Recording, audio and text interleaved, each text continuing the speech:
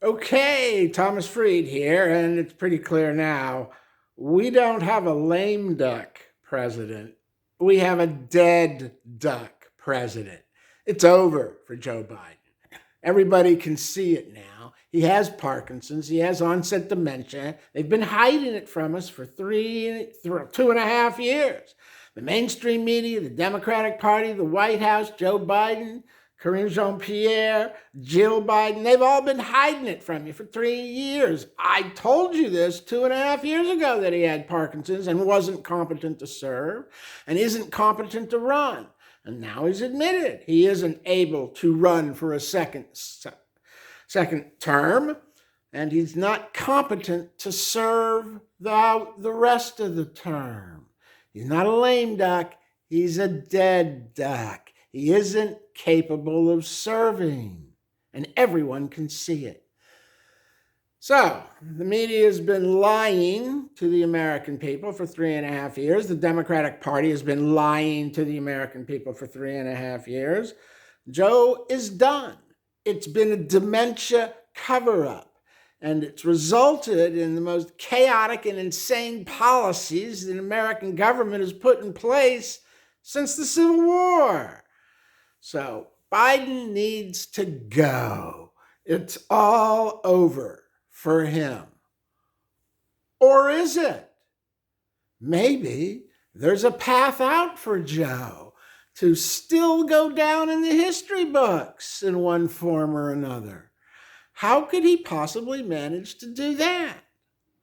Well, it seems to me as though he needs to do two things. He needs to turn off the weaponization of government justice systems, and he needs to do something memorable. So what could he possibly do to make that happen? Well, personally, I think that he's got to be scared out of his diaper-filled pants right now that Donald Trump is going to turn the Justice Department loose, because he set the precedent. It's okay to arrest, indict, try, convict, and potentially imprison your political opposition, even if he's the ex-president. So you can put ex-presidents in court on charges. And I think Joe's scared to death that's going to happen to both he and his family, because Hunter's a wide open target, and so is he. All those bank records are there. They can be traced. That's all fraudulent money, laundering, tax evasion, selling access, peddling influence. It's all criminal treason, and he could easily be prosecuted for it, even if a jury says he's not guilty. He's got to go to trial, and that's what he's got to be scared to death of. So, how can he escape that while at the same time doing something memorable to put his name back into the history books, not as the worst president in American history, or at least since the Civil War, before the Civil War? What could he do? Well, he's got to do two things. He's got to get his family off the hook. He's got to get himself off the hook. And then he's got to do something memorable. So what could he do? Well, here's what he could do. Joe could pardon Hunter for all the crimes he wasn't convicted of. He should let the Justice Department go ahead and slap him on the wrist, give him 3 months probation supervised and 1 year probation unsupervised, which is the kind of sentence Hunter's liable to get for the conviction on the gun crime paperwork. They ain't going to put him in prison. But Joe should pardon him for all the other crimes, the selling access, the peddling influence, the taking money in Ukraine, China, Russia. So Hunter's off the hook on all of that. And he calls Kamala into the Oval Office. He sits down with her and he says, you know, you'd be in a much better position if you ran for the presidency from the Oval Office. So here's what's going to happen. I've pardoned Hunter. Now I'm going to resign. You ascend to the presidency, and the first thing you do is announce that we need to put an end to the attacking of ex-presidents to make sure that doesn't happen to good old Joe. You pardon me for anything associated with taking money and selling access, being bribed and selling policy to Iran and China and Ukraine and all the other things. So you pardon me, and then you become the president. And voila, just like that, Joe Biden becomes the man that gave the Democrat Party and America their first female president.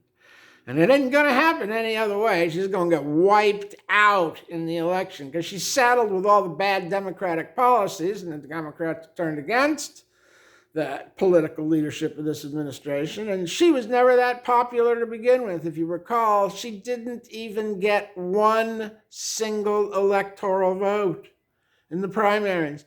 And which party is it that's destroying the democratic process now? Oh, it's not the Republicans who had a convention. It's the Democrats who anointed Kamala in a coronation rather than any kind of democratic election process.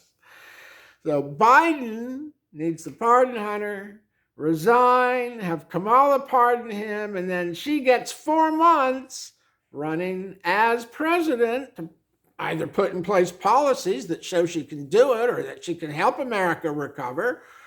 And that way she has a lead in to the election to try and demonstrate she is capable, which, of course, she isn't. But if Joe wanted to do anything, he could give her that.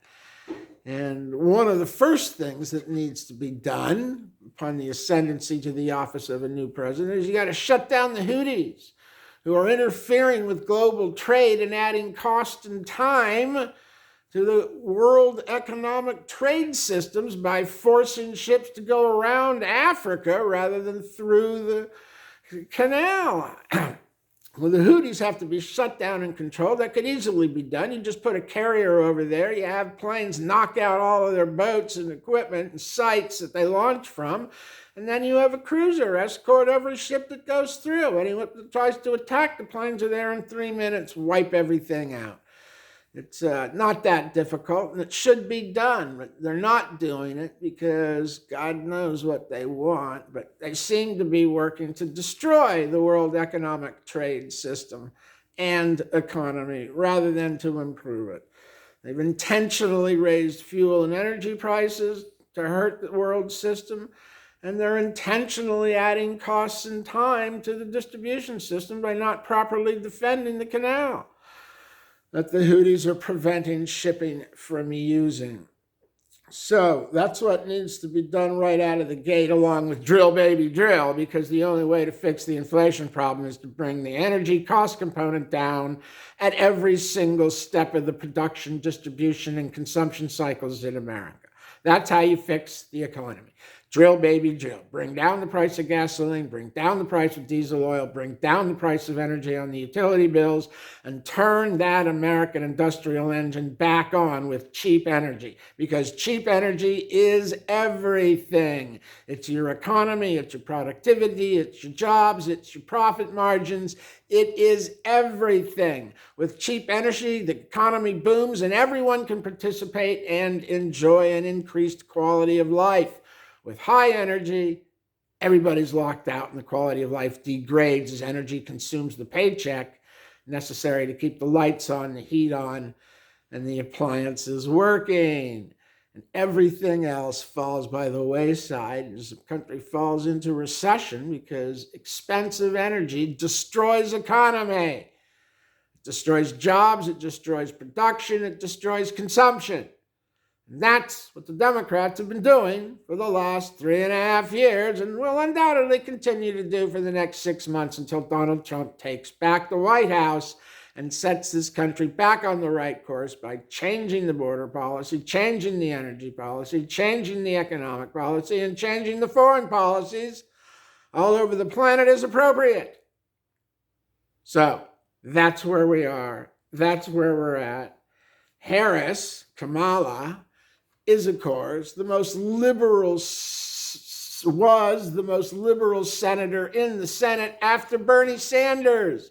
She's straight up socialism. Voting for her is a vote to put Bernie Sanders in the White House as her number one advisor.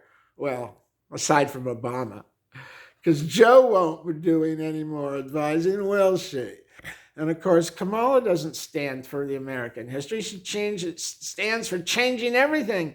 That's right there in how she treated Benjamin Netanyahu, the prime minister of Israel, this week, where she skipped his speech to the House and went off to lecture some women's group at a university or something. She could care less about the United States government or Israel or Hamas or the terrorists. She actually sides with the terrorists, the Palestinians and Hamas, the terrorist organization.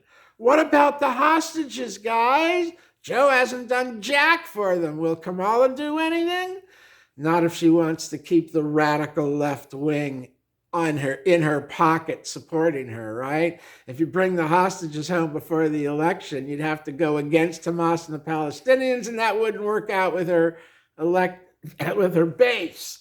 So you can bet that ain't going to happen either. It's just one catastrophe after another. They've been lying to you for 3.5 years, and now they're lying about how wonderful Kamala is. Oh, it's a bright ray of sunshine. Last week, Joe was competent and sharp and on the ball and taking care of everything. Yeah. They're gaslighting you, America. Gaslighting. You've been lied to and gaslighted for years. For 4 years. Time for change.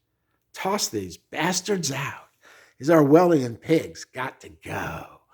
Get it right here.